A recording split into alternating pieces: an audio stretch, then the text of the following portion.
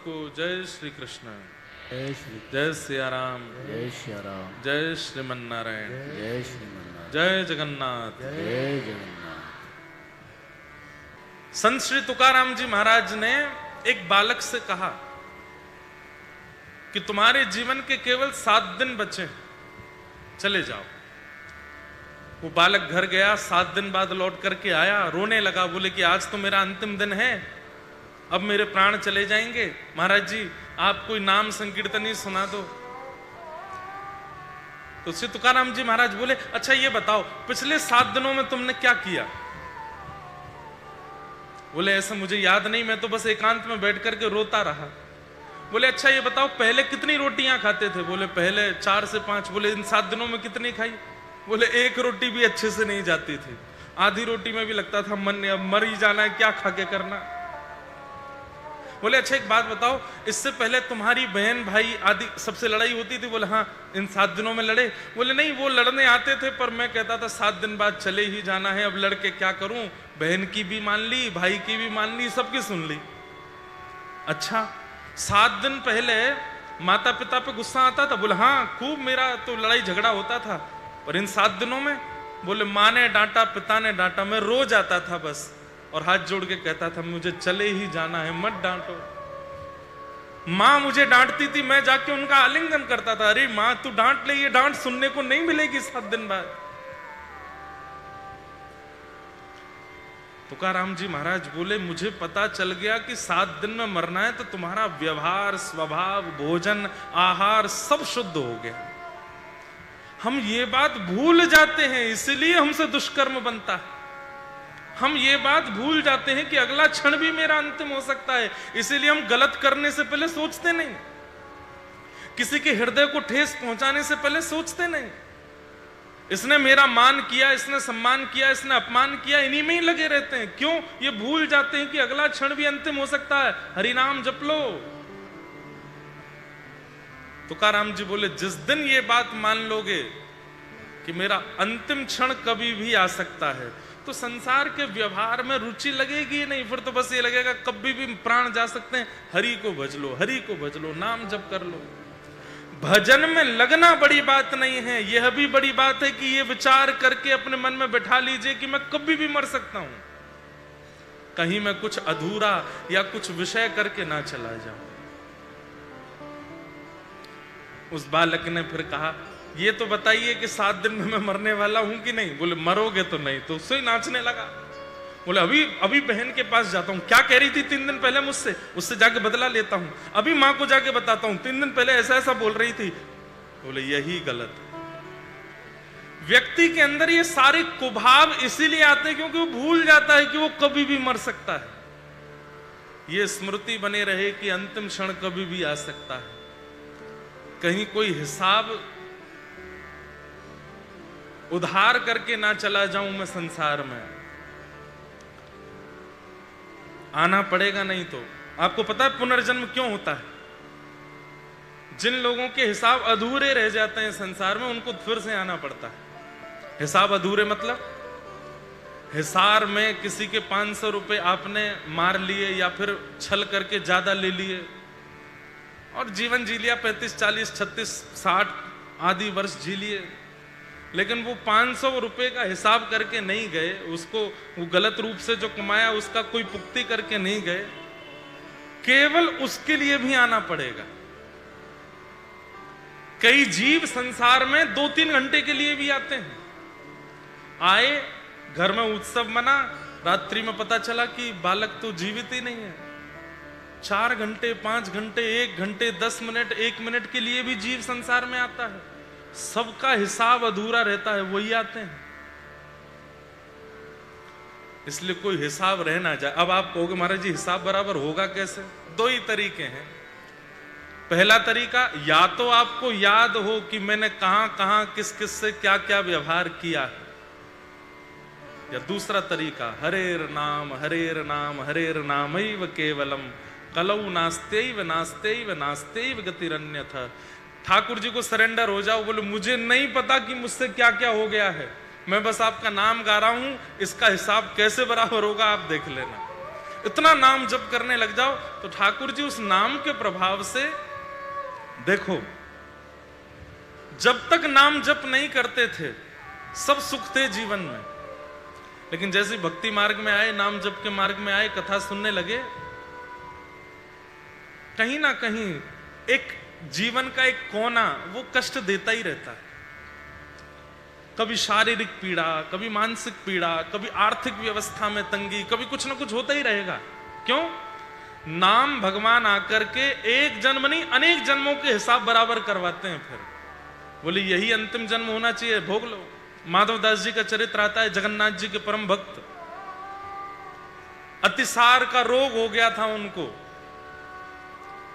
अपने बिस्तर पे पड़े पड़े मलमूत्र का त्याग कर रहे थे। तब महाप्रभु जगन्नाथ रूप बदल करके आए, उनके मलमूत्र को पहुंचने लगे। माधवदास जी बोले ये बालक कोई और नहीं है, हाथ पकड़ लिए, बोले जगन्नाथ जी। महाप्रभु जी हंस गए, बोले कहो, आप मेरा मलमूत्र साफ करने आए हैं? ठाकुर जी बोले आप लोग हमारी सेवा करते हैं तो कभी कभी हम भी कर लेते हैं आपके। माधवदास जी बोले मेरा मलमूत्र साफ क्यों कर रहे हो? आप तो भगवान हो, चुटकी बजा दो, मेरे पेट पे हाथ फेर दो, मेरा रोग ही ठीक कर दो, मुझे स्वस्थ कर दीजिए ना। मुझे रोग ही नहीं होगा, मलमूत्र का त्याग ही नहीं करूंगा, सब ठीक हो जाएगा। आप मुझे ठीक कर दीजिए, मेरी सेवा क्यों करने हैं? ये बात कभी सोची आपने? वहां त्रिलोचन भक्त के यहां भगवान झाड़ू पोंछा बर्तन कर रहे हैं। अरे भगवान है, चुटकी बजा दें पूरा घर अपने आप साफ हो जाएगा। मीराबाई जैसी भक्तानी अपने जीवन के आधे से ज्यादा क्षणों में गिरधर को बचती रहती हैं, रोती रहती हैं। ठाकुर जी मिलते नहीं हैं, उनको कष्ट ही देते रहते हैं। कभी पति पधार गए तो विवाह क्यों कराया, ससुर पधार गए, ना जाने क्या क्या जीवन में नहीं हुआ उनके। ये कष्ट देते क्यों हैं ठाकुर जी? तब माधव दास जी को जगन्नाथ भगवान कहते हैं कि माधव, व्यक्ति अपने कर्मों को भोगने के लिए संसार में आता है। यदि मैं उस पर दया करके उसके सारे कर्मों को समाप्त करके उसको प्रसन्न कर दूंगा, तो जो कर्म भोग रह गए हैं उनको भोगने के लिए उसको दोबारा आना पड़ेगा। इसलिए मैं कहता हूं कि तू भोग ले, जो जीवन में आ रहा है उसको सह ले, जो जीवन में आ रहा है उससे जूझ ले, उससे लड़ ले, उससे बच मत। बस मेरे नाम का आश्रय ले ले, ताकि वो विशाल पत्थर भी अगर होगा तो उससे जूझने की ताकत मेरा नाम देगा। लेकिन जूझो, लड़ो, भागो मत। अर्जुन को भगवान ने एक बार भी नहीं कहा कि तू युद्ध मत कर, धनुष बाण मत, नहीं, युद्ध तो कर, पर मेरा स्मरण करते हुए कर, भागना नहीं है।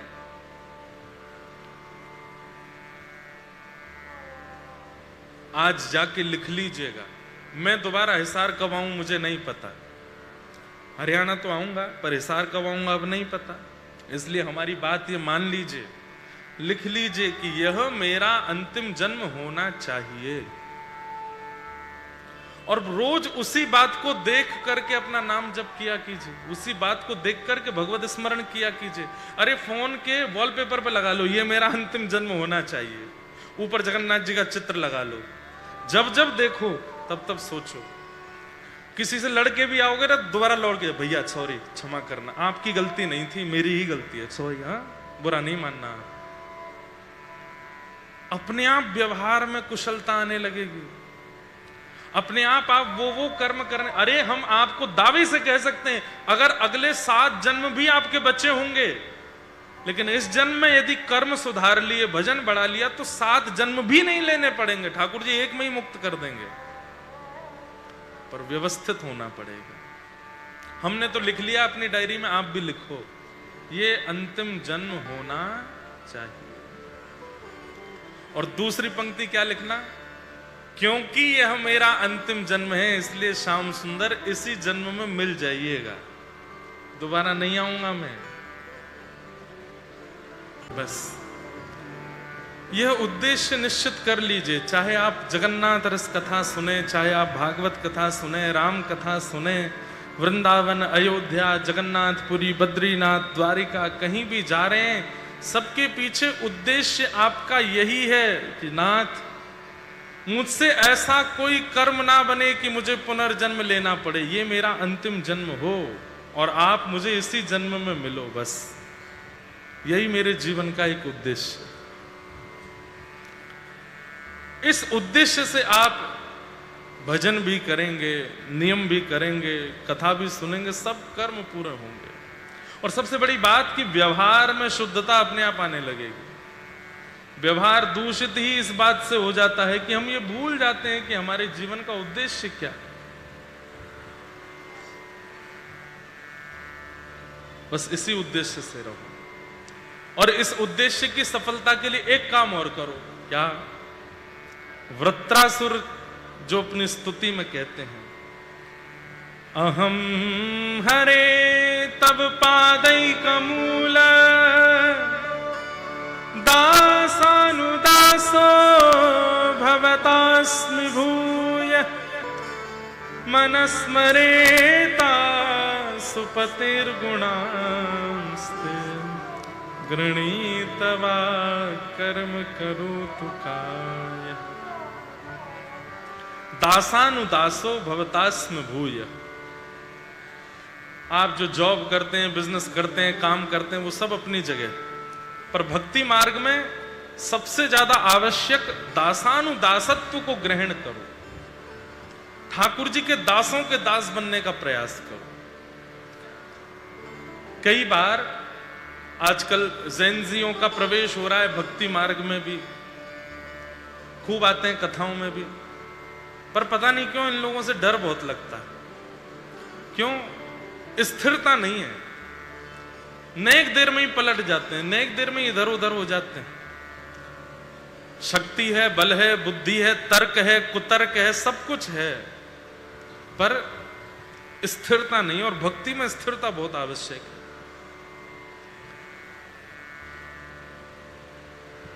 हम ठाकुर जी को ही भजेंगे, ये गुरु गुरु बनाने की क्या आवश्यकता है?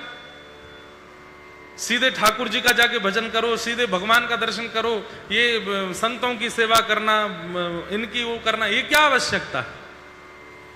हमारे आज्ञा की है शास्त्रों में, दासानुदासो भवतास्मि भूय। ठाकुर जी के दासों की सेवा करते हैं तभी ठाकुर जी प्रसन्न होते हैं।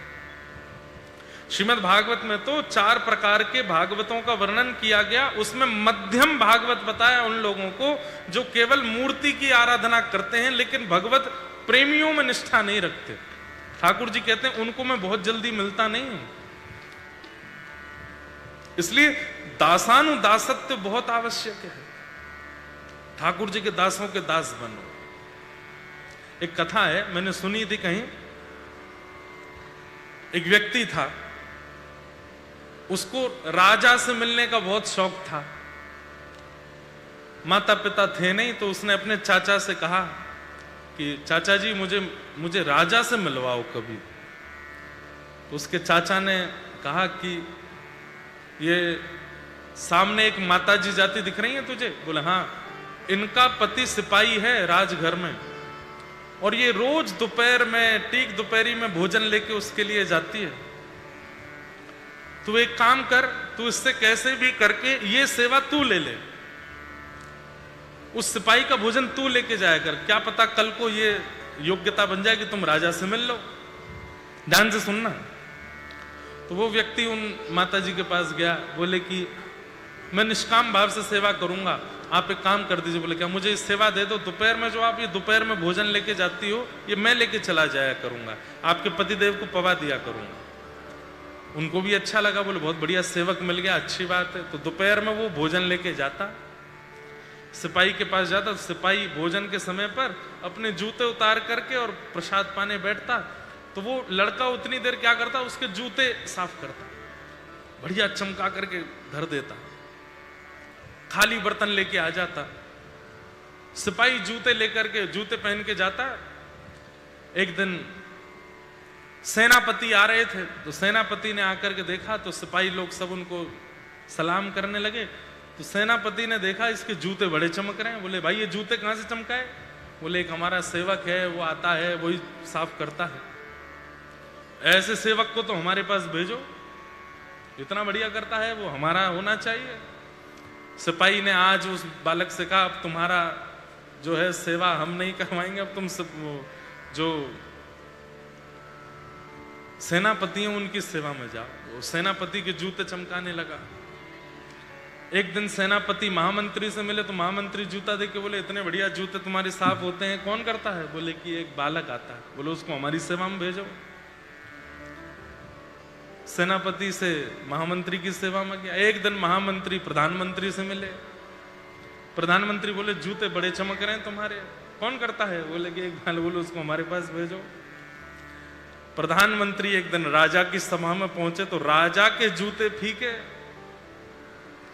प्रधानमंत्री ने कितनी देर क्या बोला, राजा ने कुछ नहीं सुना, बस जूते ही देखता रहा। पूरी बात पूरी उन्होंने, जूते कौन साफ करता है? बोले एक सेवक। बोलो हमारे पास भेजो। एक दिन वो राजा के पास पहुंच गया। राजा ने अपने जूते दे दिए, जूते साफ करने लगा तो राजा ने फिर उसको और भी काम दिया। और क्या आता है? बोले कपड़े भी धो देता हूं। बोले कपड़े भी धो। सब काम करने लगा। अब तो महाराज घर, राजा के अंतःपुर में रानी, राजा और उसका प्रवेश। राजा के कोई संतान नहीं थी। पत्नी एक दिन बोली कि अब हम दोनों वृद्ध होते जा रहे हैं, इस राज्य को एक उत्तराधिकारी तो देना है, क्या करें? समय पर बालक गोद लिया नहीं, अब क्या करेंगे? तो राजा और रानी दोनों चिंता में बैठे। तो रानी बोली, एक बात कहूं, आप बुरा तो नहीं मानेंगे? राजा बोले, बोलो। बोले, ये जो आपके जूता चप्पल सब साफ करता है, इस पर कभी कभी मेरा बड़ा वात्सल्य आता है, इतना सेवक अच्छा है। राजा उठ के बोला, देवी तुमने मेरे मुंह की बात छीनी, मैं भी यही सोच रहा था, इसी को उत्तराधिकारी बना दे। बोले कि अच्छा है, उसके भी माता पिता नहीं है, हमारे बालक नहीं है। और अगले ही दिन उस सेवक को राज्य गद्दी पर बैठा के उसका तिलक कर दिया और उसको राजकुमार बना दिया। कहने को एक कथा है, परंतु वास्तविकता यही भक्ति मार्ग में भी है। दासानुदासो भवतास्म भूय। वृत्रासुर जैसे परम भक्त इस बात को हम लोगों को संकेत करते हुए कह रहे हैं। हमारे श्री हरिदास परंपरा में राधे राधे नहीं बोलते। हरिदास परंपरा में राधे राधे नहीं बोलते। क्या बोलते? कुंज बिहारी श्री हरिदास। क्यों? जबकि श्री जी के सबसे बड़े उपासक वही हैं। तो फिर ऐसे ही हमारे हरिवंश परंपरा में श्री हरिवंश, हेत हरिवंश, क्यों राधे राधे क्यों नहीं बोलते?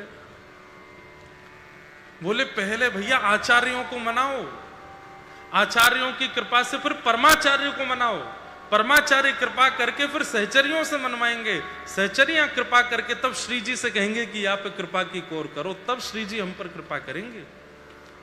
वृंदावन पहली बार आने वाला व्यक्ति राधे राधे बोलता है, लेकिन नित्य वृंदावन जाने वाला व्यक्ति वो तो आचार्यों को ही प्रणाम करता है, वो आचार्यों का ही नाम लेता है।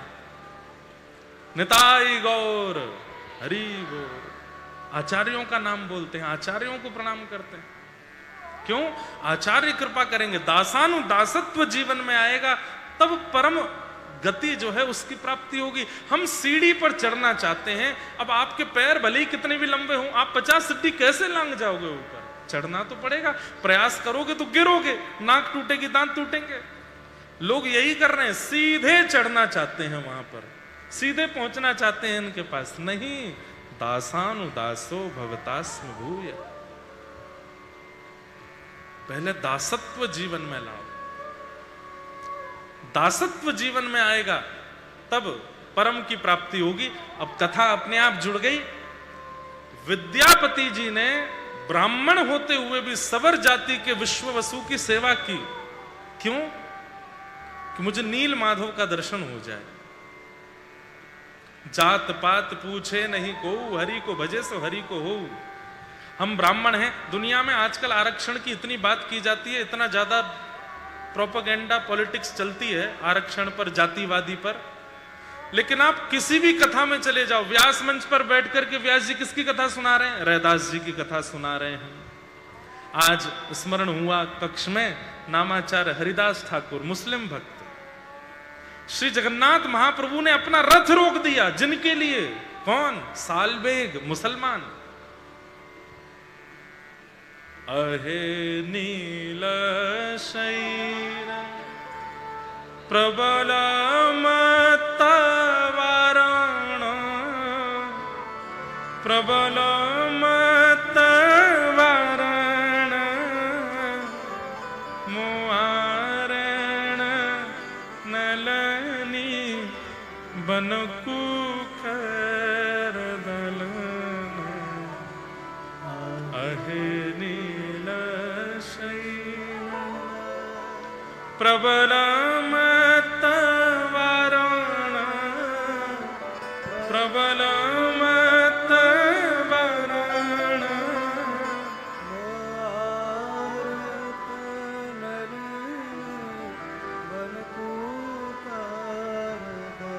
सालबेग की माताजी ब्राह्मणी थी, लेकिन एक कालबेग नाम का यवन हरण करके ले गया और हठपूर्वक विवाह किया और संतान का जन्म हुआ जिनका नाम सालबेग रखा। मां ने निश्चित कर लिया था कि मेरा जीवन बर्बाद हुआ लेकिन मैं अपने पुत्र का नहीं होने दूंगी। महाप्रभु जगन्नाथ जी का इतना यश सुनाया, इतनी कीर्ति सुनाई, इतने भाव सुनाए, लेकिन छोटे से सालबेग ने कभी महाप्रभु जगन्नाथ का दर्शन नहीं किया था। एक दिन सालबेग कहता है कि ये गांव के सब लोग तांगे में बैठ के कहां जा रहे हैं मां? मां ने कहा नीलाचल भगवान, नीलाद्रि भगवान की रथ यात्रा में जा रहे हैं। अरे वही मां जिनके बारे में आप मुझे बताती। बोले हाँ वही, मैं जाऊं? मां कहती है लाला तू अगर गया तो तेरे पिता बहुत क्रूर हैं, तू लौट के आएगा तो शायद मैं जीवित नहीं मिलूंगी, और शायद तू लौट के आवे तो तुझे भी मार देंगे। मत जा बेटा, हमारे अधिकार में महाप्रभु के दर्शन नहीं है, तू बस यहीं बैठा बैठा उनको पुकार।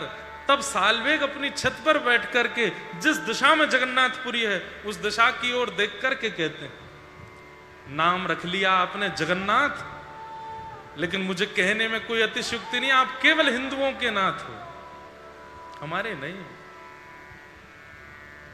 जगत के नाथ हो तो जगत में तो सब आते हैं, मुझ पर कृपा क्यों नहीं? और तब सालबेग ने ये स्तुति गाई।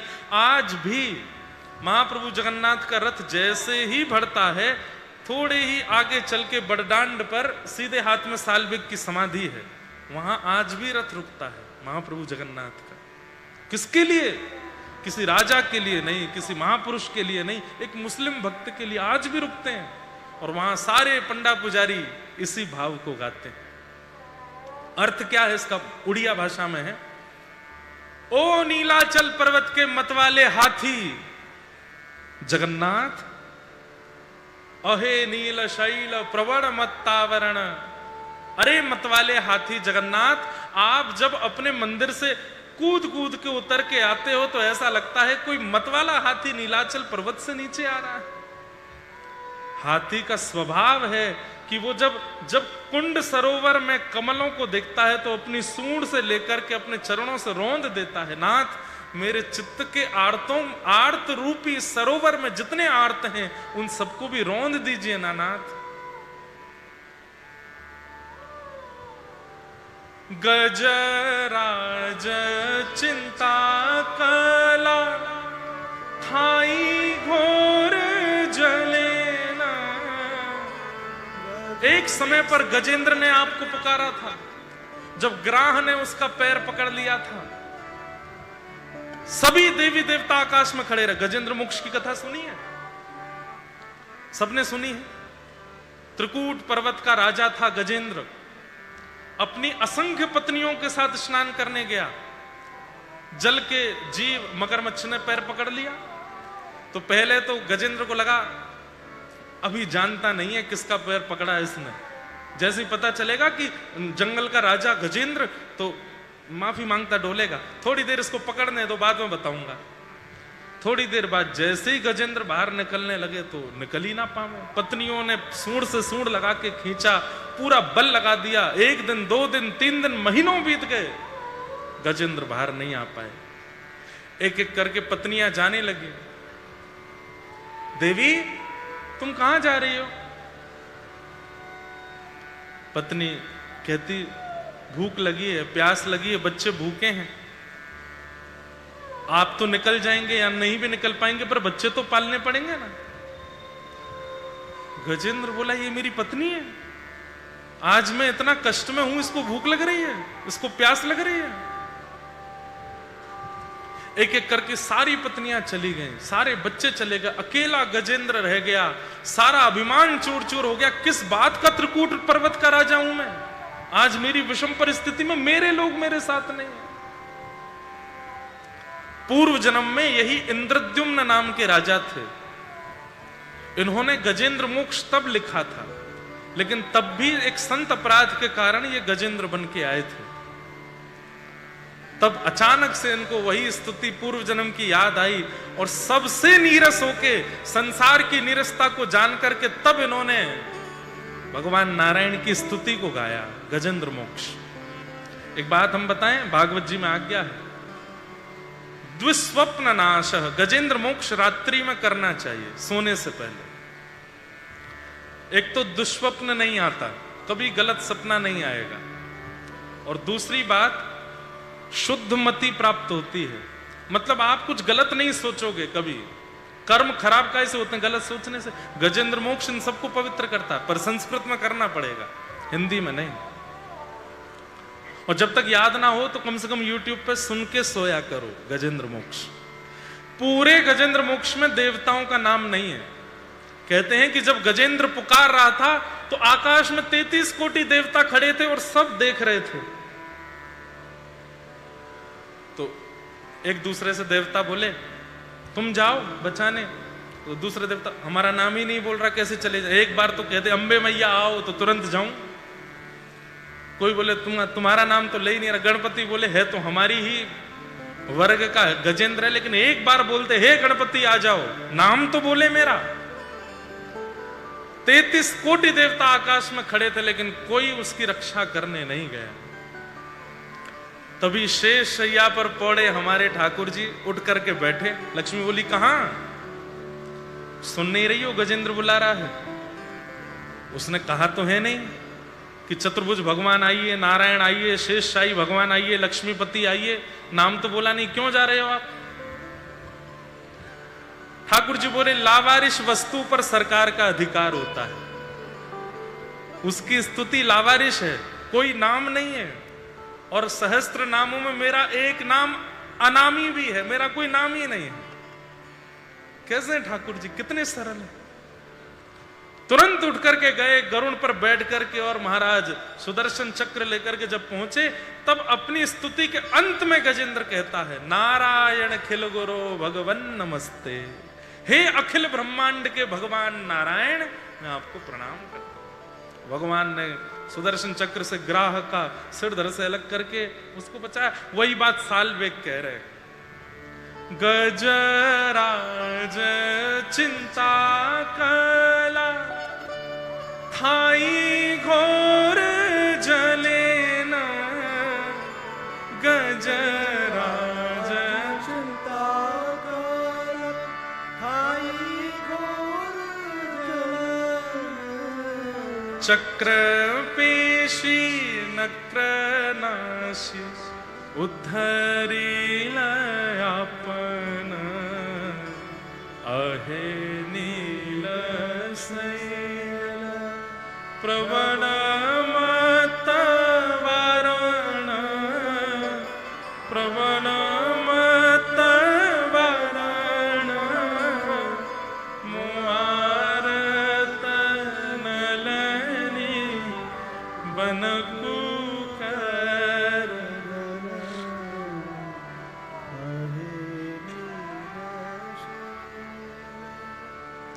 सबका नाम बोला है।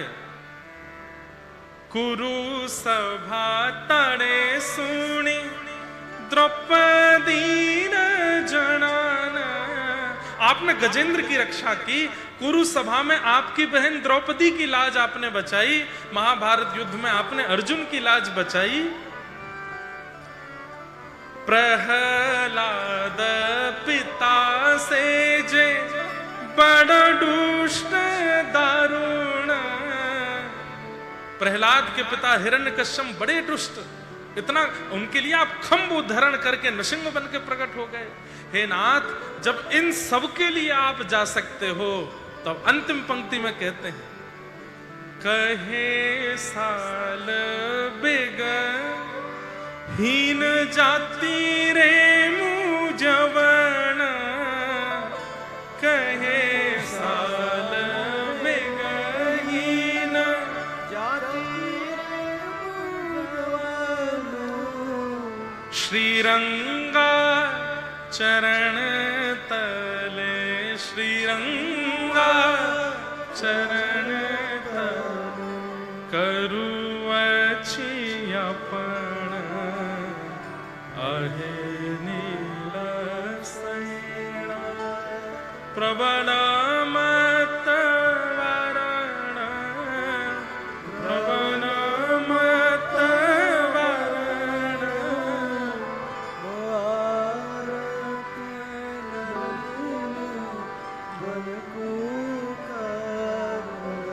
इस बार जगन्नाथपुरी जाइए तो सालबेग की समाधि जरूर दर्शन करिएगा। बिल्कुल मंदिर से आधा किलोमीटर आगे सीधे हाथ पर जब गुंडीचा के लिए जाएंगे, उस समय पर रथ अपने आप रुक गया। वहीं पर खींचते रहे लाखों लोग, लेकिन महाप्रभु का रथ आगे नहीं बढ़ा। गजपति महाराज ने जाकर के कहा कि भगवान क्या अपराध, आपका रथ आगे क्यों नहीं बढ़ रहा है? दर्प दलन रथ आगे चला गया, सब रथ आगे, आपका ये नंदी घोष क्यों रुक गया है?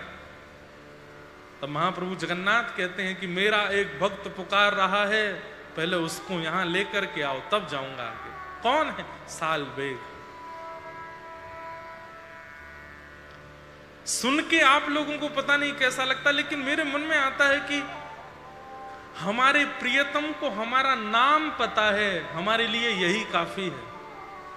उन्हें पता तो है कि मैं कौन हूं। सोचो कभी श्री जी ललिता से कहें, अरे ललिता, ये कोई इंद्रेश नाम को व्यास है, कथा करे, हमको तो इसी में ही लुट जाना चाहिए। उनको नाम तो पता हमारा। महाप्रभु जगन्नाथ कह रहे हैं कि मेरा एक भक्त है सालबेग, वो पुकार रहा है मीलों दूर से, उसको बुलवाओ, पहले उसको बुलवाओ। गजपति महाराज ने सेना भेजी, पालकी भेजी, पहुंच गए सब लोग कालबेग के स्थान पर। उनकी माता को एक पालकी में बैठाया, सालबेग को एक सालबेग, हम जा कहां रहे हैं? बोले जगन्नाथ जी ने तुमको बुलाया, तुम्हारा निमंत्रण गजपति महाराज ने नहीं, किसी व्यक्ति ने नहीं, स्वयं ठाकुर ने नाम लेके कहा है कि उसको लेके आओ। सालबेग तो रोने लगे, मैं तो इस योग्य नहीं, मैं तो इस लायक नहीं, मैं तो इतना पवित्र नहीं। जैसे ही जगन्नाथपुरी पहुंची पालकी, हजारों लाखों की भीड़ में जैसे ही सालबेग पहुंचे, महाप्रभु जगन्नाथ का रथ धीरे धीरे अपने आप आगे बढ़ने लगा। मानो रथ पर बैठे हुए महाप्रभु जगन्नाथ झूमने लगे, जल्दी लेकर के आओ, इसको मेरे हृदय से लगाओ, मैंने इसी के लिए अपनी भुजा पसार रखी है। पहली बार आज सालबेग ने महाप्रभु जगन्नाथ का दर्शन किया। रथ के ऊपर हर कोई नहीं चढ़ सकता, लेकिन भगवान ने आज्ञा करके कहा इसको ऊपर लाओ। और जैसे ही रथ के ऊपर सालबेग आए, हाथ कांप रहे हैं, पैर कांप रहे हैं, नेत्रों से अविरल अश्रुधार गिर रही है, कंठ अवरुद्ध हो गया है, कुछ समझ नहीं आ रहा, क्या बोलूं, क्या कहूं, कैसे कहूं। गजपति महाराज बोले ठाकुर जी कह रहे हैं हृदय से लगो। सालबेग ने जाकर के ठाकुर जी को आलिंगन किया, महाप्रभु जी के नेत्र सजल हो गए। तभी मां ने संकेत किया, सालबेग प्रणाम तो कर, तूने प्रणाम नहीं किया भगवान को भी। सालबेग को इतना मन में ग्लानि हुई, मैंने अभी प्रणाम ही नहीं किया, सीधा कंठ से लग गया। दूर हट करके जैसे ही दंडवत प्रणाम किया, मानो मन में आया होगा सालबेग के कि नाथ बस अब अंत कर दीजिए इस जीवन का, बस इससे अधिक कुछ चाहिए नहीं मुझे, मिल बिछुड़न मत दीजिए। मीराबाई कहते हैं, मीरा के प्रभु गिरधर नागर मिल बिछुड़न मत दीजिए। आप यदि मिल जाएं तो वो दिन हमारा अंतिम होना चाहिए, उसके बाद दोबारा संसार में मत छोड़ना। और सालबेग के साथ वही हुआ। सालबेग जैसे ही दंडवत करने के लिए लेटे, 10 मिनट 20 मिनट हो गए, पुजारी सब बोले, अरे बालक उठ जाओ, हो गया प्रणाम, उठ जाओ, हो गया प्रणाम। जैसे ही उठाने के लिए गए तो क्या देखते हैं कि सालबेग ने अपने प्राण त्याग दिए वहीं दंडवत परिस्थिति में।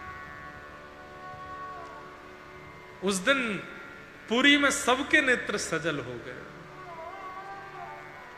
हजारों सालों से परंपरा, आज भी महाप्रभु जगन्नाथ का रथ रुकता है सालबेग की समाधि पर और सब गाते हैं, अहे नील शैला प्रबल मत वारण, प्रबल मत वारण,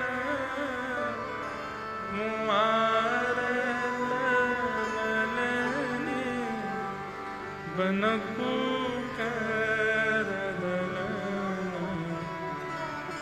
अहे नीला।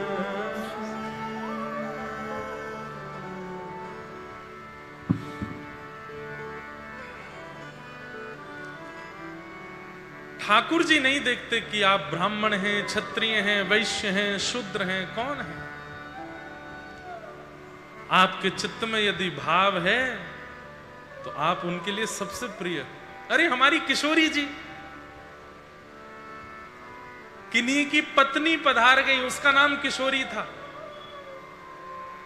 अपनी पत्नी की याद में रो रहा है, अरे किशोरी तुम कहां हो, अरे किशोरी तुम मुझे छोड़ के क्यों चली गई, अरे किशोरी मैं तुमसे कितना प्रेम करता। किशोरी जी व्याकुल हो गई, हे ललिते ये कौन बुला रहा है मोकू। ललिता जी बोली, श्यामाजू आपको नहीं बुला रहा है, अवा की पत्नी को नाम किशोरी है, अपनी पत्नी को बुला रहा है। किशोरी जी बोली, मैं ना जानू, किशोरी नाम तो मेरो ही है, जो मुंह को बुला रहा है, मैं तो जाऊंगी आप कृपा करवे। और श्री जी पहुंच गई। जिसने कभी भजन नहीं किया, बरसाने गया नहीं, कभी नाम जप नहीं किया, कभी कुछ नहीं किया, केवल विरह भाव से रोते हुए पुकार लिया अपनी पत्नी का नाम, नाम था किशोरी। प्रत्यक्ष किशोरी जी आ गए और वही किशोरी अली हुए, किशोरी जी की परम सखी हुई। ठाकुर जी तो कृपा करने के लिए मानो जैसे ऐसा होता है कि तत्पर बैठे, तैयार बैठे हैं, बस गेट सेट गो, बस गेट सेट तो हो गया, गो नहीं हो पा रहा है। क्यों? हमारा नाम सुन करके, हमारा तिलक देख करके, कंठी देख के, एकादशी देख के, नाम जप देख के ठाकुर जी गेट सेट तो हो जाते हैं, लेकिन जैसे ही हमारे व्यवहार को देखते हैं, अरे आडंबर ज्यादा है, अरे अभी सुधरो नहीं है, अभी यहां में दीनता नहीं आई है, अभी यहां में सरलता नहीं आई, ठाकुर जी रुक जाते हैं।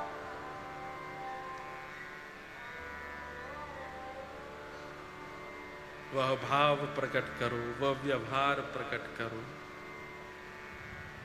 ठाकुर जी आ जाए, बस कृपा करें।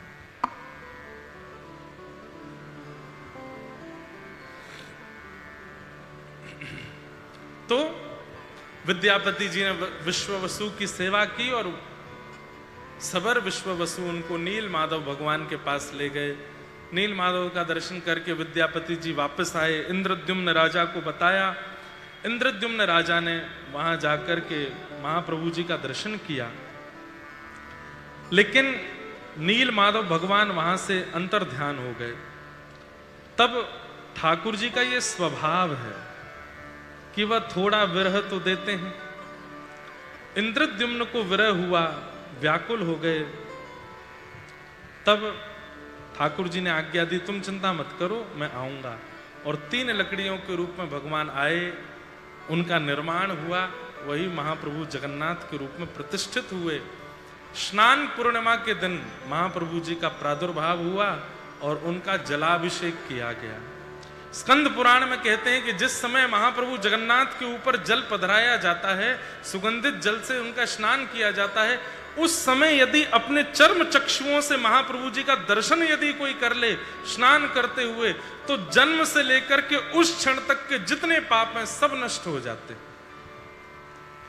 और बस उसी समय उसका एक नव जीवन हो जाता है।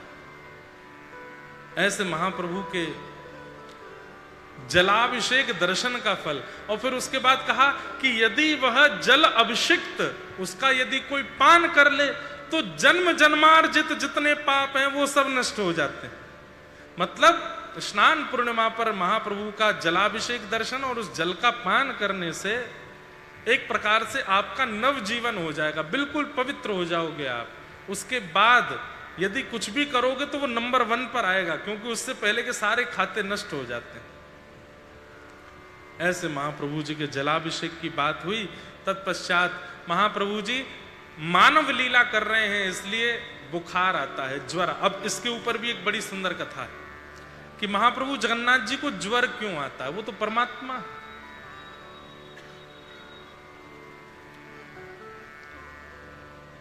महाप्रभु जी को पीड़ा जल से स्नान की नहीं होती।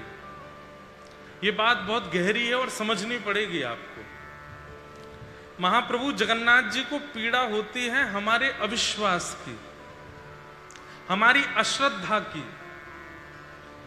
कोई जगन्नाथपुरी जाकर के भी महाप्रभु जी का दर्शन करने के बाद भी उसके मन में संशय आ जाता है कि मुझ पर कृपा होगी कि नहीं, तो उसके अंदर जो संशय आया है उसकी पीड़ा महाप्रभु जी अपने ऊपर ले लेते हैं।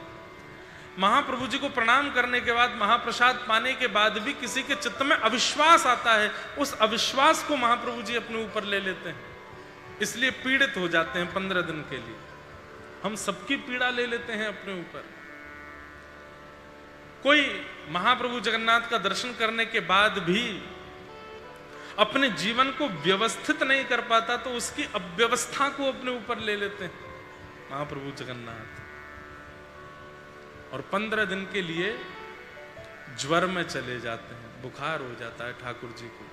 इसमें एक कथा यह भी आती है कि माधव दास जी को जो अतिसार का रोग हुआ, उसके 15 दिन और बचे थे, लेकिन महाप्रभु जी से माधव दास जी ने जब निवेदन किया तो उनके 15 दिन को रोग को अपने ऊपर ले लिया।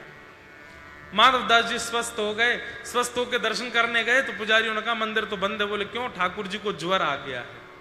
ठाकुर जी को ज्वर कैसे? बोले माधव दास जी का रोग अपने ऊपर ले लिया।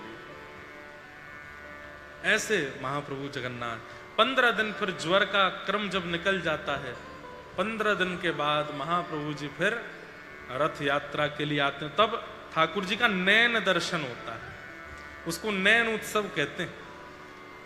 रथ यात्रा से एक दिन पहले मंदिर खुलता है, उस दिन जब सब लोग दर्शन करने जाते हैं तो उस दिन को कहते हैं नैन उत्सव। ठाकुर जी 15 दिन बाद हमारे नेत्रों को दिखेंगे तो उसको नेत्र उत्सव, नैन उत्सव कहते हैं। एक उड़िया भाषा का एक और सुंदर पद है, बहुत बढ़िया है। थका मन चल जीव चकानयन देखीव।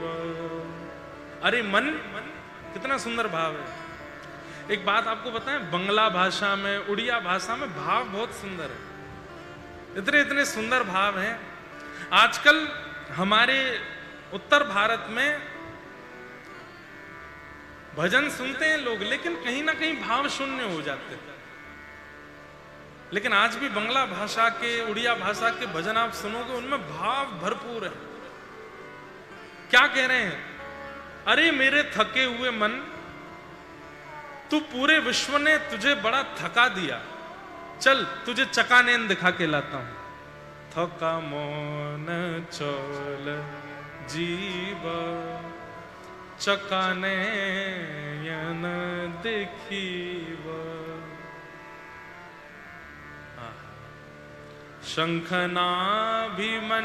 शंखनाभिमंडलारे बेणी नेत्र पखालीव।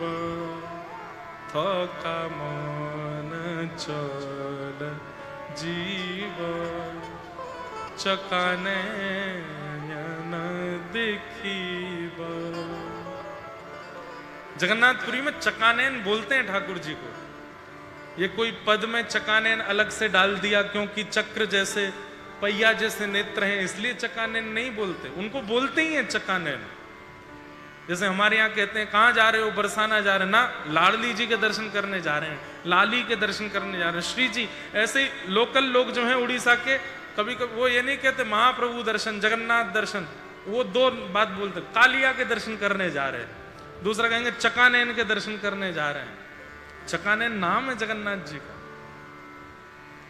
महाप्रभु जगन्नाथ फिर रथ त्याग के लिए आते और रथ आरूढ़ होकर के सब वैष्णवों पर कृपा करते हुए ठाकुर जी गुंडीचा जाते। रथ यात्रा में पंच धातुओं का प्रयोग किया जाता है।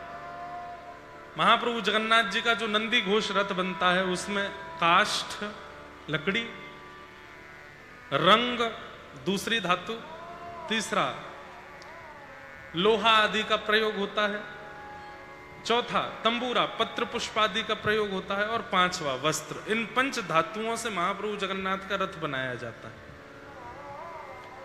इन पंच तत्वों का भी नियम है क्या? पृथ्वी जल वायु आकाश अग्नि, पंच तत्व ही महाप्रभु जगन्नाथ जी का रथ है। ऐसे हमारे शरीर में भी पंच भाव हैं, हड्डी मांस रक्त नखून बाल और त्वचा। तो एक प्रकार से नंदी घोष कोई और नहीं है, हम सभी हैं। लेकिन उस रथ में महाप्रभु बैठ जाते हैं, इस रथ में नहीं बैठ पाते। रथ तो है हमारा, शरीर रूपी रथ है, लेकिन महाप्रभु जी इस पर आरूढ़ नहीं होते। क्यों? आरूढ़ होने के लिए चित्त की पवित्रता बहुत आवश्यक है, मन की पवित्रता वो हमारी है नहीं। छल कपट ईर्षा द्वेष अभिनिवेश अहंता ममता चिंता, इन सब में हम इतने पड़ जाते हैं। रथ तो बहुत सुंदर है, लेकिन महाप्रभु जी इस पर आरूढ़ नहीं होते।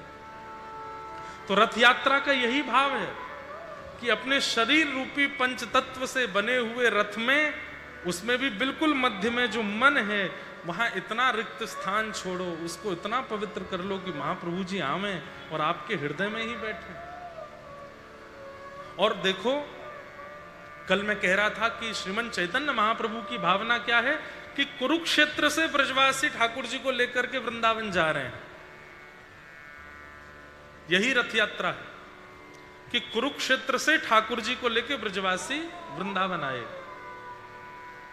हम सबका रथ अभी कहां है? कुरुक्षेत्र में ही है। कुरुक्षेत्र का मतलब जहां युद्ध होते हैं, जहां द्वंद्व होता है, जहां लड़ाइयां होती हैं, जहां मारकाट हो रही है, जहां एक दूसरे से लड़ रहे हैं सब लोग, उसी को युद्ध कुरुक्षेत्र कहते हैं। तो कुरुक्षेत्र में ही हैं हम आप सब लोग। इस कुरुक्षेत्र से वृंदावन लेकर के जाना है रथ में ठाकुर जी को बिठा के। और ठाकुर जी को कौन विराजमान करेंगे? सदगुरुदेव। गुरु कृपा करके आपके चित्त में ठाकुर जी को विराजमान करेंगे, तब ये रथ कुरुक्षेत्र से वृंदावन जाएगा, गुंडीचा जाएगा। तो रथ यात्रा का यही स्वरूप है, रथ यात्रा का यही भाव है। कहते हैं कि जब ये बात पूरे भारत में फैली कि महाप्रभु जगन्नाथ प्रकट हुए, उनकी रथ यात्रा होती है, तो यही बात गोस्वामी तुलसीदास जी को पता चली। तो गोस्वामी तुलसीदास जी दर्शन करने के लिए गए जगन्नाथ जी का। देखें तो सही कौन से भगवान हैं। पहले तो उनको लगा ये राम है, इधर राम जी इधर लक्ष्मण जी, बीच में जानकी जी। अभी दर्शन नहीं किए, बस सुन सुन करके मन में आया। लेकिन जैसे ही नंदी घोष रथ को देखा गोस्वामी तुलसीदास जी ने, बहुत ध्यान से सुनना, महाप्रभु जगन्नाथ जी के रथ का नाम नंदी घोष। तो गोस्वामी जी के नेत्र सजल हो गए। क्यों? गोस्वामी जी के मन में राम चरित्र चलता ही रहता है और जो जो भाव आता है वही वे मानस में लिखते हैं। तो जब रावण से युद्ध करने के लिए राम जी जा रहे थे, उस समय गोस्वामी जी को जो विजय रथ अपने मन में दिखाई दिया था, वही विजय रथ है नंदी घोष, जिस पर महाप्रभु जी बैठते हैं। जो पीला और लाल रंग से युक्त होता है, सब टीवी में दर्शन करते हैं या जो जाते होंगे वहां करते होंगे। ये नंदी घोष रथ को जब गोस्वामी जी ने देखा तो घंटों तक देखते रहे और रोते रहे। क्यों? ये तो विजय रथ है, जिस रथ में बैठकर के राम जी रावण से युद्ध करने गए थे, ये वही रथ है। उसके बाद वो भीतर गए, भीतर जाकर के लोगों को देखा, मलाई भोग जा रही थी, तो मलाई देख करके बोले, अरे ये राम भी हैं, ये तो कृष्ण भी हैं। तभी ऊपर सुदर्शन जी को देखा तो बोले, अरे नहीं, राम कृष्ण और हरि तीनों हैं। यदि आप महाप्रभु जगन्नाथ जी का दर्शन करते हैं तो कृष्ण भाव से कर रहे हैं तो कृष्ण दर्शन, राम भाव से कर रहे हैं तो राम दर्शन, और नारायण भाव से कर रहे हैं तो नारायण दर्शन भी है। तीनों है, राम कृष्ण हरि।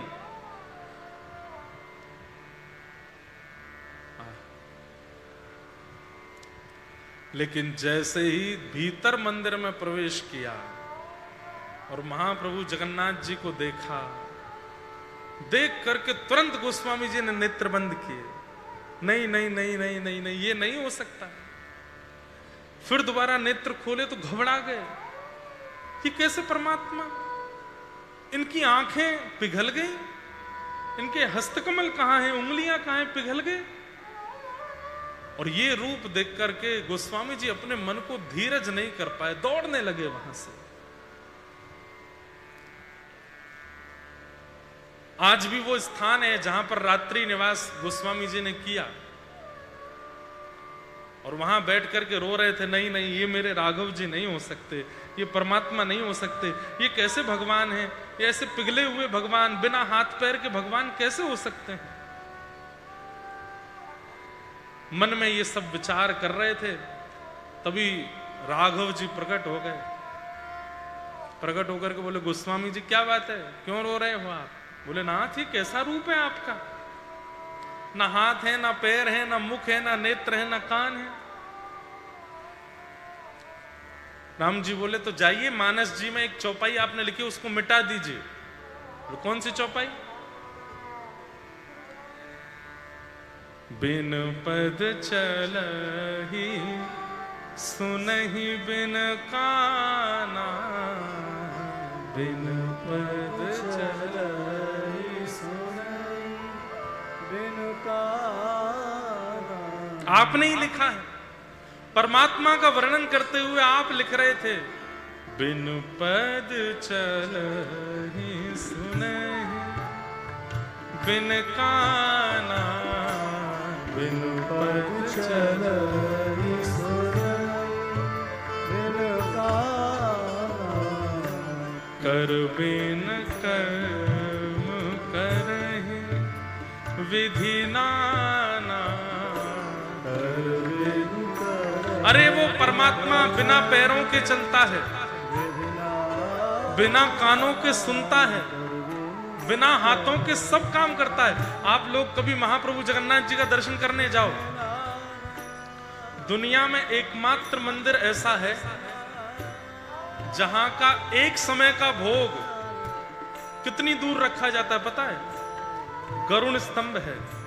मंदिर में आप प्रवेश करेंगे तो गरुण स्तंभ, जहां पर महाप्रभु जी की 3 उंगलियां बनी हैं, उस गरुण स्तंभ के पीछे भोग मंडप है। जो लोग जगन्नाथपुरी गए उनको पता है गरुण स्तंभ से जगन्नाथ जी कितने भीतर हैं। एक आंगन, दूसरा आंगन, तीसरा आंगन, चौथे आंगन में बैठे हैं, और वो आंगन नहीं है, इस पंडाल से बड़े बड़े हैं। और गरुण स्तंभ के पीछे भोग मंडप में भोग रखा जाता है। इतनी दूर ठाकुर जी। मैंने एक बार पुजारी जी से पूछा, मैं ठाकुर जी कैसे पाते हैं? बोले, जब यहाँ भोग मंडप में भोग रखते हैं तो इन 5 द्वारों में आना मना है। बोले क्यों? बोले महाप्रभु जगन्नाथ जी ऐसे खाते हैं, ऐसे पाते हैं। बोले इतने लंबे हाथ करके पाते हैं? बोले हाँ ऐसे ही पाते हैं। बोले जब भोग मंडप में भोग आता है तो बीच में किसी को आने की अनुमति नहीं है, महाप्रभु जी ऐसे पाते हैं। गरुण जी के पीछे है भोग मंडप, इतना लंबे हाथ करके पाते हैं। सोचिए, हम लोग सन्मुख थाली धराते हैं, सन्मुख प्रसाद रखते हैं, ठाकुर जी के पास ही रखते हैं। एक हमारे छोटे से गोपाल जी हैं, वो भोग पाने के चक्कर में कड़ी में कूद जाते हैं। और एक महाप्रभु जगन्नाथ है, वो भोग मंडप इतनी दूर है तो हाथ लंबे लंबे करके पाते हैं। राघव जी बोले, गोस्वामी जी आप मेरे रूप को देख के विचलित क्यों हो रहे हो? आपने ही तो लिखा है, कर बिन कर्म करहि विधि नाना। कर बिन कर, बिना हाथों के सब काम करते हैं। आनन रहित सकल रस भोगी, आनन रहित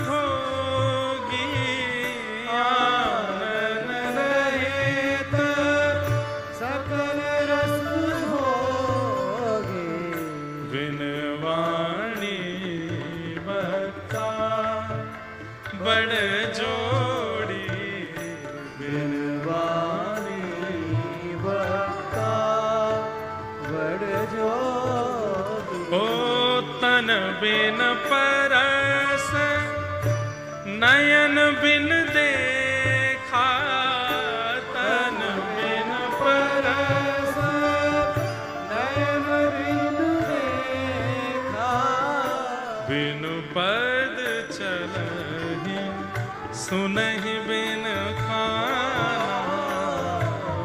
बिनु पद चलहि बिनु काना बिनु पद चलहि सुनहि बिन काना बिनु पद चलहि सुनहि ये अंग की आवश्यकता तो हमको पड़ती है। कहीं जाने के लिए पैर चाहिए, खाने के लिए हाथ चाहिए, एसी के लिए त्वचा चाहिए, गर्मी के लिए त्वचा चाहिए, वस्त्र पहनने के लिए अंग चाहिए। पर ठाकुर जी तो बिना इन सब के भी सब काम करते हैं। और इस बात का प्रमाण देने के लिए महाप्रभु जगन्नाथ का ये रूप प्रकट हुआ है। हे गोस्वामी जी, आप मेरे रूप को देख के इतने विचलित हो रहे हो, तो क्यों लिखा आपने मानस में बिन पद चलहि सुनहि बिन काना? तब गोस्वामी जी का चित्त व्याकुल हो गया। नहीं नहीं नाथ, मैं विचलित हो गया था। बोले नहीं, जाओ दोबारा दर्शन करके आओ। जैसा तुमने मानस जी में वर्णन किया है वैसा ही रूप मेरा जगन्नाथ के रूप में प्रकट हुआ है। गोस्वामी जी दौड़े दौड़े गए, महाप्रभु जगन्नाथ जी का दर्शन किया, आनंदित हुए देख करके ठाकुर जी को। लेकिन इसका मतलब ये नहीं है, अब लोग बाग अपने तरीके से अर्थ लगा लेते हैं। कई लोग ऐसा अर्थ लगा लेंगे, महाराज जी तब जब ठाकुर जी को इन सब भावों की आवश्यकता नहीं तो आप क्यों कहते हो भोग लगाओ? जब ठाकुर जी को इन भावों की आवश्यकता नहीं तो आप क्यों कहते हो मंदिर में एसी लगाओ? जब ठाकुर जी को इन भावों की आवश्यकता नहीं तो आप क्यों कहते हैं पोशाक पहनाओ? जब इन सब भावों की आवश्यकता नहीं है तो फिर क्यों सावन में हिंडोला पड़ते हैं? क्यों होली में रंग लगते हैं? क्यों दीपावली पर दीप जलते हैं? हमारी भाव की पुष्टि के लिए, ठाकुर जी के लिए नहीं कर रहे हो आप। ये बात भूल जाइए कि आप ठाकुर जी को सुख दे रहे हो। नहीं, वे तो सदा सुख में ही रहते हैं, वो तो आनंद घन हैं। पर उस सुख से, उस आनंद से आपका जीवन आनंद में हो जाए, इसलिए आपको ये सब क्रम करने चाहिए, आवश्यक करने चाहिए, अवश्य करने चाहिए। 32 नामापराधों में एक अपराध यह भी बताया गया है कि उपयुक्त उत्सवों को घर में ठाकुर जी के विराजमान होने के बाद न करना भी एक अपराध है। जैसे रामनवमी आई है लेकिन आप ठाकुर जी का कोई उत्सव नहीं कर रहे हैं तो यह अपराध है। सावन के महीने आए हैं लेकिन आप ठाकुर जी के हिंडोला नहीं कर रहे हैं तो यह अपराध है। जन्माष्टमी पर ठाकुर जी का अभिषेक नहीं कर रहे हैं तो यह अपराध है। इससे अच्छा ठाकुर जी को विराजमान मत करो। लेकिन यदि ठाकुर जी घर में विराजमान हैं, वैष्णव आप बन गए हो और फिर मास के और साल भर के जो मुख्य उत्सव होते हैं उन मुख्य उत्सवों को नहीं करते हैं तो यह भी एक अपराध है। इस कारण से भी कभी कभी भक्ति में शून्यता आने लगती है, भक्ति खंडित होने लगती है। ठाकुर जी को सुख देने के लिए नहीं, वो तो आप नहीं कराओगे तो क्या ठाकुर जी के हिंडोला नहीं होंगे, ठाकुर जी के जन्माष्टमी उत्सव नहीं होंगे, ठाकुर जी की दीपावली सब होगा। लेकिन उससे आपको सुख मिले, आपके जीवन में आनंद का वर्धन हो, आपके कष्टों की निवृत्ति हो, इसलिए आपको करना चाहिए, पर उनके सुख का विचार करते हुए।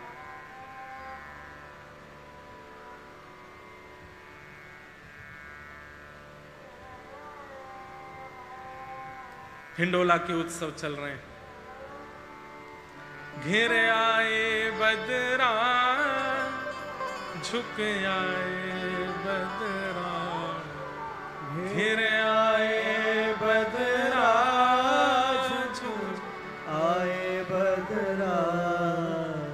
आपको पता है ये किन का पद है? तेरो रसिक प्रीतम मग जोवत खड़ो। रसिक प्रीतम की छाप श्री हरिराय महाप्रभु जी की। उनका एक प्रसिद्ध पद हमारे गिरिराज जी में गाते हैं, तलेटी गोवर्धन की रहिए, नित्य प्रति मदन गोपाल लाल के चरण कमल चित रहिए, रसिक प्रीतम हित चित की बातें श्री गिरधारी जी सो कहिए। एक इनका एक और पद है बहुत सुंदर, नैनन में ही राखूं पिया तोहे, नैनन में ही राखूं। आहा, रसिक प्रीतम संगम की बातें काहू सो नहीं भाकूं, पिया तोहे नैनन में ही राखूं। संभवतः रसिक प्रीतम की छाप से ये पद उन्हीं का ही है, आचार्य है हरिराय महाप्रभु।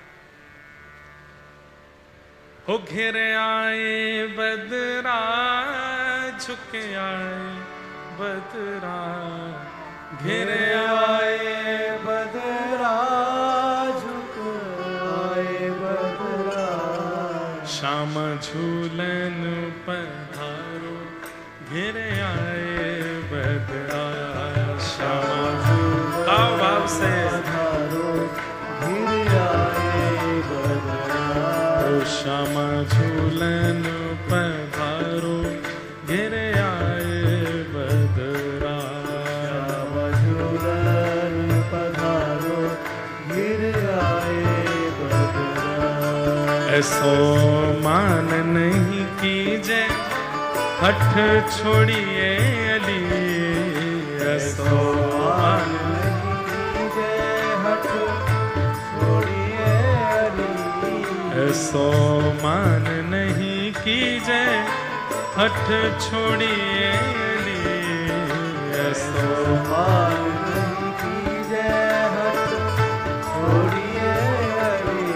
तू तो परम सयानी वृष भानु की लली, तू तो परम सयानी वृष भानु की लली, तू तो परम सयानी वृष भानु की लली, तू तो परम सयानी वृष भानु की लली।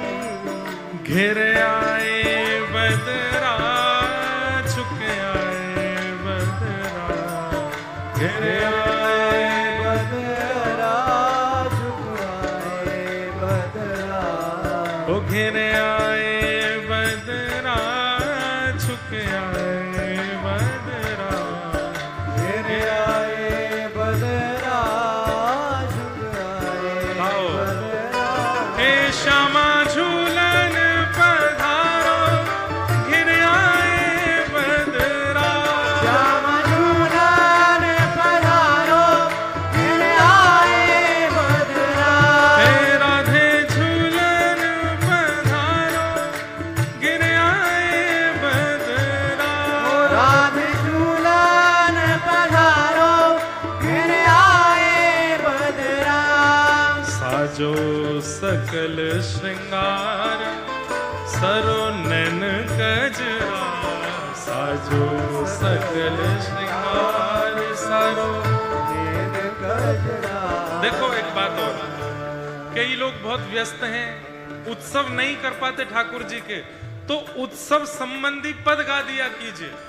ठाकुर जी को सिंहासन पर बिठा के पद गा दो और नेत्र बंद करके भावना कर लो कि हम वही उत्सव मना रहे हैं, तो भी उत्सव की पूर्णता होती है। लेकिन उत्सव कोरे मत रहने दो, नहीं तो नामापराध लगेगा, सेवा अपराध लगेगा। अब यहां बैठे हैं, हिंडोला तो है नहीं, मन में बस विचार करो, ऐसी सुंदर कुंज बनी है, बीच में ठाकुर जी को हिंडोला पड़ो है और श्री जी ठाकुर जी दोनों विराज रहे हैं, हम उनको झुला रहे हैं। कैसे ऐसे झूला उत्सव। तो नामापराध सेवा अपराधों में एक अपराध यह भी है कि नियमित महीना के जो उत्सव हैं, उन उत्सव की परिकल्पना भी नहीं कर रहे हैं, प्रारंभ भी नहीं कर रहे हैं। अरे सेवा उत्सव नहीं भी कर पा रहे हो तो केवल भाव से सेवा कर दो, लेकिन सेवा करो। कईयों के घरों में यदि स्थिर ठाकुर जी विराजमान हैं, झूला पे नहीं विराज सकते, तो झूला हिंडोला विराजमान करके श्री जी के हाथ से एक पुष्प लेकर के, ठाकुर जी के हाथ के इस पुष्प लेकर के वो विराजमान करके उनको कराओ, पर कराओ। नियमित रूप से ठाकुर जी के विशेष उत्सव होने चाहिए। तो ये प्रसंग हम इसलिए कह रहे थे कि गोस्वामी जी ने पद लिखा, बिन पद चलहि सुनहि बिन काना। तो कहीं इस बात को लेकर के ये भावना ना आ जाए तो फिर उत्सव की क्या आवश्यकता, सेवा की क्या आवश्यकता, भोग की क्या आवश्यकता, अन्य अन्य भावों की क्या आवश्यकता। ठाकुर जी को नहीं है, हमको है। ठाकुर जी के संस्पर्श से वह सुख हमको मिले, वह आनंद हमको मिले, इसलिए उसकी आवश्यकता। इस प्रकार महाप्रभु जी के सुंदर रथ का दर्शन श्री गोस्वामी जी ने किया, महाप्रभु जगन्नाथ जी का दर्शन हुआ, रथ यात्रा हुई। इसी प्रकार से महाप्रभु जी के अन्य अन्य भाव व्यवस्थित होते हैं और सुंदर लीला जगन्नाथपुरी में ठाकुर जी करते हैं। महाप्रभु जी के अनेक परम वैष्णव भक्त हुए, जिनके चरित्र हम लोग समय समय पर सुनते रहते हैं, जिसमें श्री माधव दास जी भक्त हैं, बंधु महंती भक्त हैं, सालबेग भक्त हैं, अनेक अनेक ऐसे भक्त हैं जिनके चरित्र समय समय पर कथा में सुने जाते हैं, सुनाए जाते हैं। सबको प्रणाम करते हैं। सबके एक साथ चरित्र सुनाना तो संभव नहीं है, लेकिन समय समय जब जब कथा होती है तो सबके चरित्र सुनाए जाते हैं। बस महाप्रभु जगन्नाथ को इन्हीं भावों से प्रणाम करते हैं कि वे सदा ऐसे ही आनंद में हम सबको सुख देते रहें। महाप्रभु जगन्नाथ के दर्शन सबको प्राप्त होते रहें, इन्हीं भावनाओं में हैं। निताई गौर परिवार की ये पावन कथा इस बार 2 दिवसीय जगन्नाथ रसोत्सव के रूप में हुई। हमारे दिव्यदास भैया और नितिन भैया और पूरा हिसार का ये परिकर, इन सब से हमारा प्रेम है, इसलिए बस हम इनके कहवे पर, इनके बुलावे पर आते हैं। और इनका ये प्रेम भी लाल जी से ऐसा बना हुआ है, जब जब हम बुलाते हैं तो ये भी सब लाल जी के उत्सव में आते हैं। इस बार लाल जी का उत्सव चित्रकूट धाम में है। 11 से 17 जनवरी चित्रकूट में लाल जी का मधुर उत्सव है और वहां राम कथा हम कहेंगे। बहुत सुंदर है राम कथा। एक बात कहूं आपको, जितने भी कृष्ण प्रेमी बैठे हैं, एक बार हमारे कहने से मानस जी का पाठ या संपूर्ण आद्योपांत मानस जी का श्रवण जरूर कर लेना। आप देखेंगे श्री जी की भक्ति में, ठाकुर जी की भक्ति में जो जो लक्षण और गुण चाहिए वो मानस जी में लिखे। भक्त के स्वभाव, भक्ति के गुण, भक्ति की भावना। कभी भरत चरित्र यदि आपने सुन लिया ना तो आपका हृदय बस फट ही जाएगा, ऐसा प्रेम है। जैसे हमारे व्रज में गोपियां हैं, ऐसे ही संपूर्ण रामचरितमानस में अकेले भरत जी, ऐसी भक्ति उनकी। तो इस बार लाल जी का उत्सव 11 से 17 जनवरी चित्रकूट में, और उसमें मानस जी की कथा रामचरितमानस हम करेंगे सुबह के सत्र में। और वहां पे नियम रखा गया है कि प्रत्येक श्रोता, अभी तक अनुमान है 25 से 30 हजार लोग आ रहे हैं, सब मानस जी लेके बैठेंगे, सब रामचरितमानस हाथ में लेकर के बैठेंगे। कथा के प्रारंभ में कांड, सोपान, संख्या सब बताई जाया करेगी, सब लोग साथ में गाया करेंगे, साथ में कथा होगी। एक एक चौपाई की पाठ को सब लोग करेंगे। संध्या के समय अपने जन के कारण कृष्ण भय रघुनाथ, ये उत्सव का प्रारूप है। हमारे गिरधर लाल जी राघव लीला करेंगे चित्रकूट में, जिसमें 14 तारीख को तो ठाकुर जी का जन्म उत्सव हर वर्ष मनाई जाता है। 15 तारीख को वहां भी ब्याहुला होगा, लेकिन ब्याहुला पूरा नहीं होगा, केवल बारात निकलेगी। राम जी के रूप में श्री लाल जी की बारात होगी और बारात के बाद फिर उत्सव होंगे। ऐसे ऐसे सब योजनाएं हैं। खूब सुंदर आनंद चित्रकूट में आने वाला है। आप सब लोग हिसार से भी पधारिएगा। इस बार बरसाना उत्सव हुआ था, इतना आनंद आया कि उसके आनंद से अभी तक हम उबर ही नहीं पा रहे हैं, इतना सुख मिला था। अब की बार वो चित्रकूट में होगा, आप सब लोग वहां पधारना। लाल जी अब बाहर आना जाना थोड़ा कम कर दिए, पहले कथाओं में आते थे, अब नहीं आते हैं, तो इसलिए अब लाल जी के दर्शन करने हैं तो आपको उन्हीं के उत्सवों में आना पड़ेगा। खूब आनंद आए, खूब सुख मिले। हमारे दिव्यदास भैया खूब ठाकुर जी की ऐसी वाणी की सेवा करते रहें। आप सब हिसार वासी खूब प्रसन्न रहो। अब बहुत जल्दी हिसार में अब सप्ताह करने ही आएंगे हम, 7 दिन के लिए आवें, जब भी आएंगे। अब 2, 3, 4 दिन के लिए 3 वर्ष लगातार आ गए, अब तो सीधे सप्ताह करने आएंगे। जब भी ठाकुर जी योग बनाएंगे, आप सब लोग खूब प्रेम और भाव से आइएगा। निताई गौर परिवार इन सब का खूब भाव, खूब प्रेम ऐसे ही ठाकुर जी के प्रति बना रहे। हिसार के लोगों को ये ऐसे ही ठाकुर जी की शरणागति कराते रहें। मंच पर हमारे गुसाई जी बैठे हैं, राधा रमन लाल जी के, उनको प्रणाम। रवीश भैया बैठे, उनको प्रणाम। हमारे नवरंगी ठाकुर जी जो देव वन में विराजमान हैं, वहाँ के भी हमारे आचार्य चरण पधारे हैं, उनको भी बहुत बहुत वंदन। श्री हितरवंश महाप्रभु के सेव्य ठाकुर जी जहाँ विराजमान हैं, मैं आज तक दर्शन तो नहीं करने जा पाया। आपका एक बार हमको आज्ञा भी हुई थी कि आप आओ, पर किसी कारण से अभी तक जाना नहीं हुआ। देव वन में विराजमान श्री नवरंगी लाल जी, एक बार उनका भी दर्शन करना है। बहुत सुंदर उनका भाव है। हमारे रमन भैया भी बैठे हैं, इनका भी, ये भी बिल्कुल गुप्त रूप में विराजते हैं।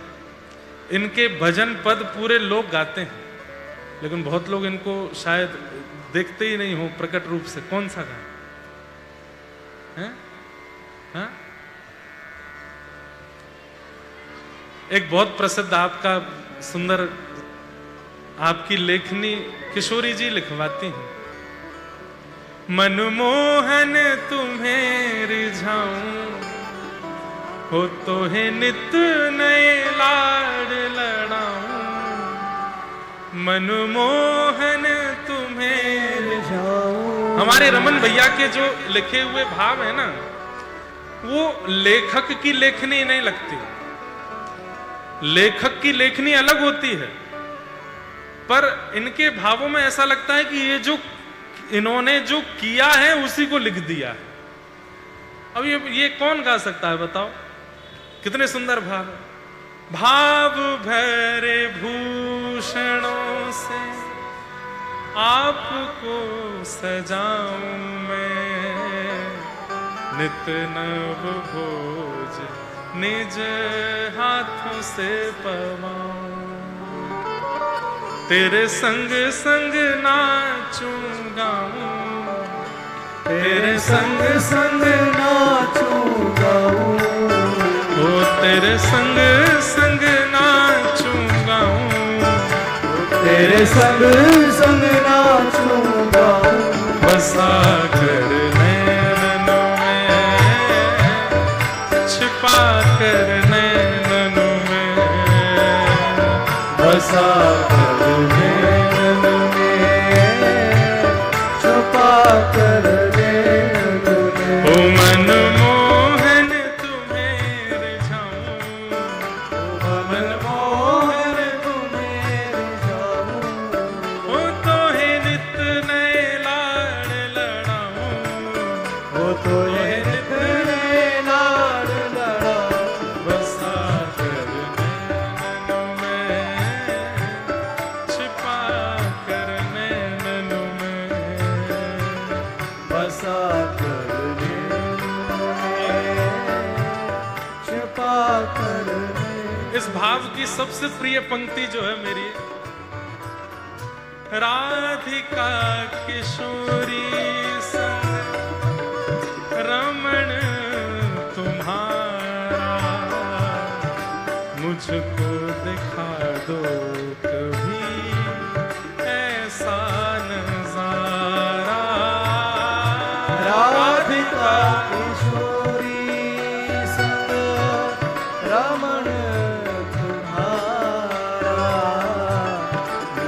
मुझको दिखा दो कभी ऐसा नजारा। राधिका किशोरी संग रमण तुम्हारा, मुझको दिखा दो कभी ऐसा नजारा। राधिका किशोरी संग रमण तुम्हारा, मुझको दिखा दो कभी ऐसा नजारा। ओ फिर चाहे मैं मर जाऊं, ओ फिर चाहे मैं मर जाऊं, फिर चाहे मैं मर जाऊं, ओ फिर चाहे मैं मर जाऊं, बसा कर नैनन में, छिपा कर नैनन में, बसा कर नैनन में, छुपा कर नैनन में। ओ राधा रमण जी तुम्हें रिझाऊं, ओ राधा रमण जी तुम्हें रिझाऊं, ओ तोहे नित नहीं लाड लड़ाऊं, ओ तोहे नितने लाड लड़ाऊं, बसा कर नैनन में, छिपा कर नैनन में, बसा कर नैनन में, छुपा कर नैनन में।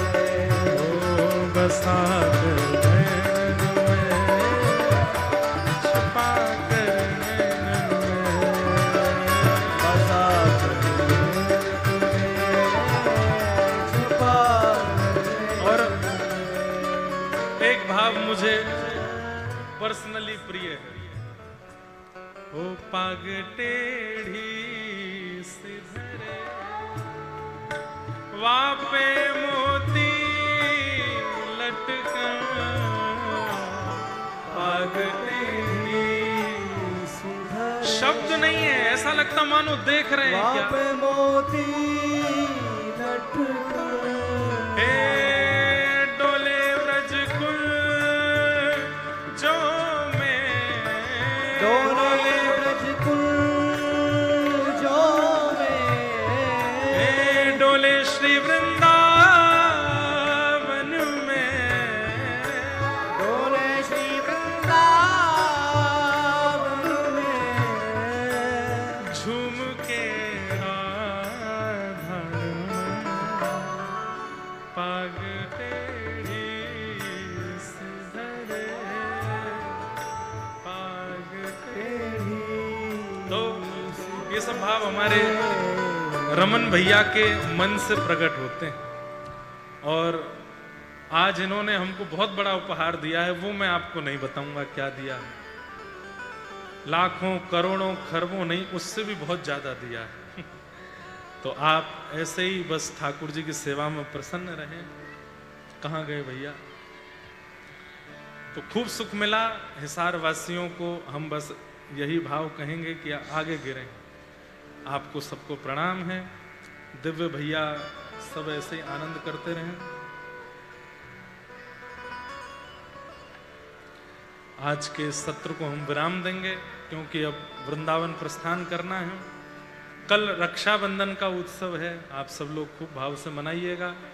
कई लोग ठाकुर जी को भी राखी बांधते हैं, खूब भाव से उनको भी बांधिएगा, लेकिन बदले में केवल और केवल एक ही भाव मांगिएगा।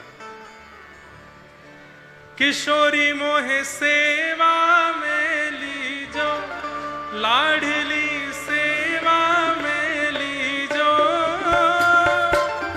जग जंजाल छुड़ाए वास वृंदावन को दीजो। किशोरी मोहे सेवा में लीजो, लाडली सेवा में लीजो, जग जंजाल छुड़ाए वास वृंदावन को दीजो। ओ भोर होत महलन में थारे सेवा में नित जाऊं, भोर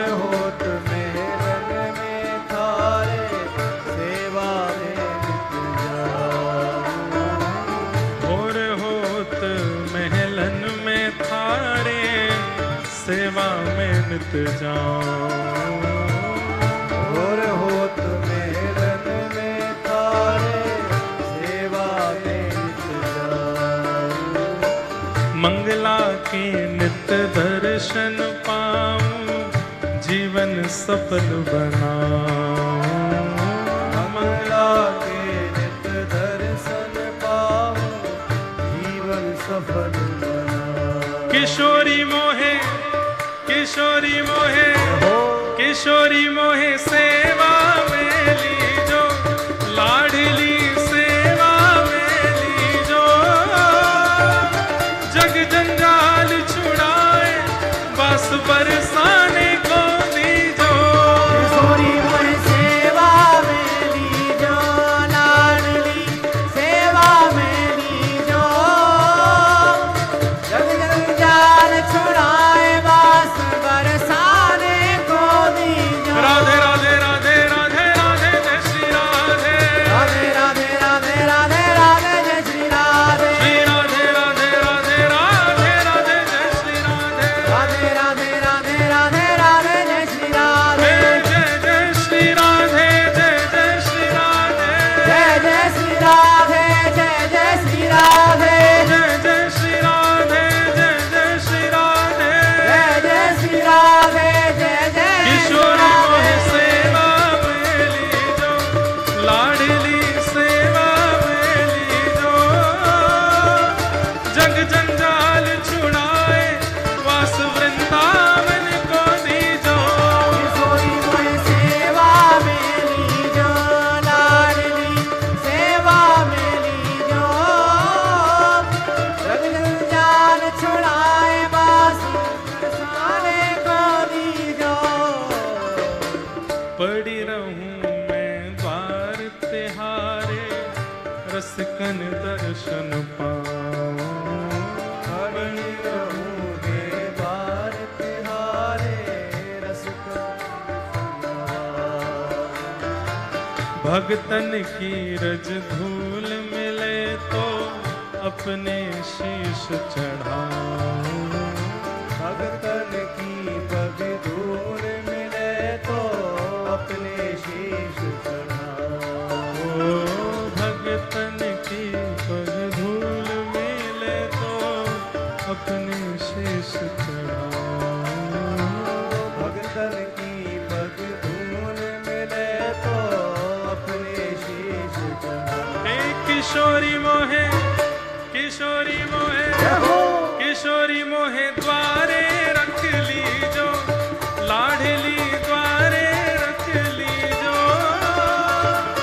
जग जंजाल छुड़ाए, वास वृंदावन को दीजो। किशोरी मोहे द्वारे रख लीजो, लाडली द्वारे रख लीजो। जग जंजाल छुड़ाए, बस वृंदावन को दीजो। हे किशोरी मोहे सेवा में लीजो, लाडली सेवा में लीजो। जग जंजाल छुड़ाए, वास वृंदावन को दीजो। किशोरी मोहे सेवा में लीजो, लाडली सेवा में लीजो।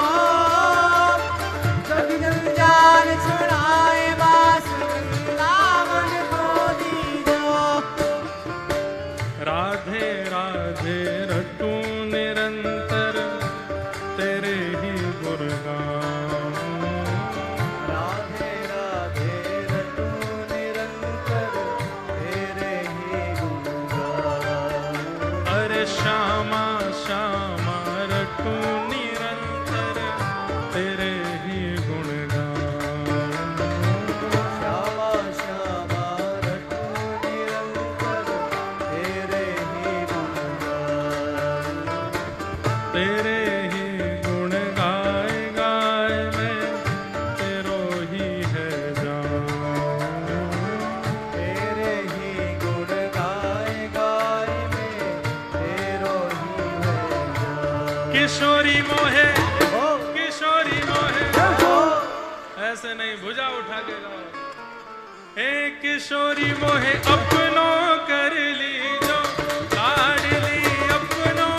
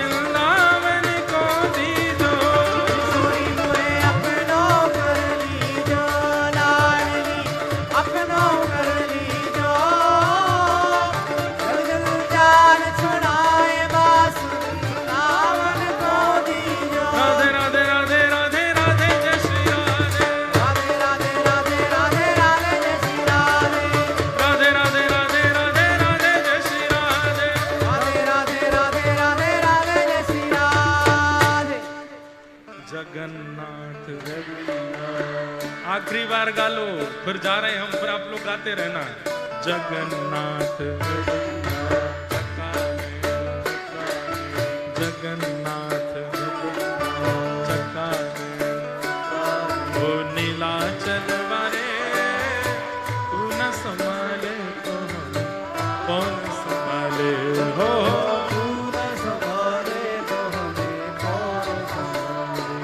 ओ मेरी नैया है अब तो तेरे हवाले, मेरी नैया है अब तो तेरे हवाले, ओ मेरी नैया है अब तो तेरे हवाले। मेरी नैया है अब तो तेरे हवाले। ओ हमें तू न संभाले तो हमें कौन संभाले हो। तू न संभाले तो हमें कौन संभाले। हाँ तू न संभाले तो हमें कौन संभाले हो। तू न संभाले तो हमें कौन। मेरे प्रभु जगन्नाथ जगन्नाथ चकानैन, चकानैन, जगन्नाथ जगन्नाथ चकानैन, चकानैन। नीलाचल वारे, तू न संभाले तो हमें कौन संभाले हो।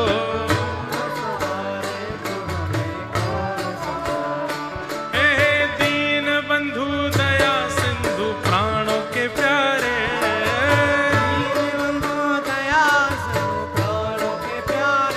हाँ दीन बंधु दया सिंधु प्राणों के प्यारे।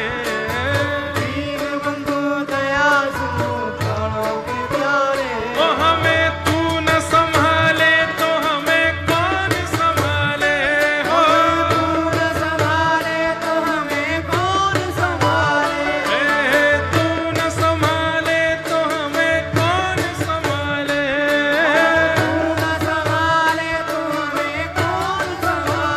हे तू न संभाले तो हमें कौन संभाले हो। मेरे प्रभु 2 दिन हमारे बर्बाद नहीं होने चाहिए, ऐसा नाम निकलना चाहिए महाराज की हिल जाए हिसार। हो मेरे प्रभु हमारे प्रभु, हम सबके प्रभु, मेरे प्यारे प्रभु, वाले प्रभु, मेरे प्रभु जगन्नाथ चकानैन, हे जगन्नाथ चकानैन, नीलाचल वारे, तू न संभाले तो हमें कौन संभाले।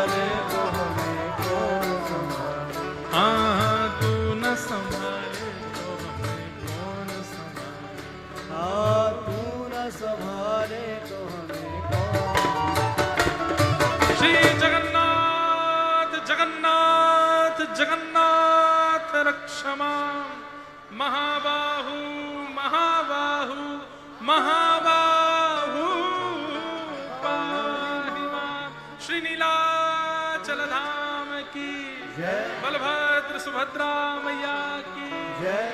श्री सुदर्शन जी महाराज की, समुद्र नारायण भगवान की, जय। सब संतन की, जय। सब भक्तन की, जय। सब विप्रन की जय। जय जय। श्री राम। पूछरी के लौटा की हुक हुक प्यारे। क्या बात है बंसी बारे।